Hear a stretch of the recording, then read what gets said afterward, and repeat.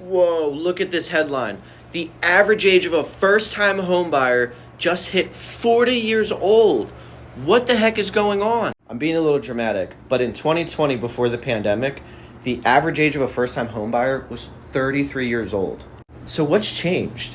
What's made everything go up so much? Simple supply and demand. In 2020, you had demand the highest it ever has been for real estate, with supply the lowest it ever was. You can couple the supply and demand crisis with historic low interest rates that were artificially lowered by the government. You had very strong buyers from the Northeast, people where they were very confined to 500 square foot apartments, coming down to areas like Florida, putting a 50% offer in, no inspections, and essentially making it impossible to buy a house unless you were really, really, really strongly qualified.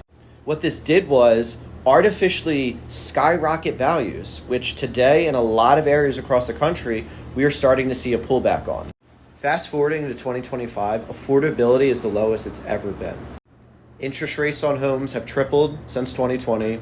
The values are up significantly. So, for example, a $400,000 house in 2020 might be $500,000, but instead of a 2% rate, you have a 6.5% interest rate on it.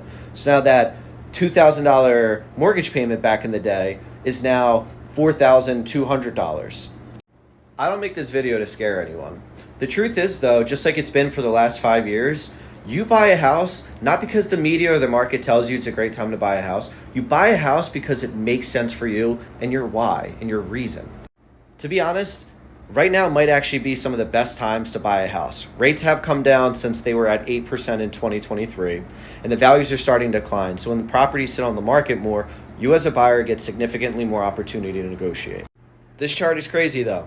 We're in some fun times.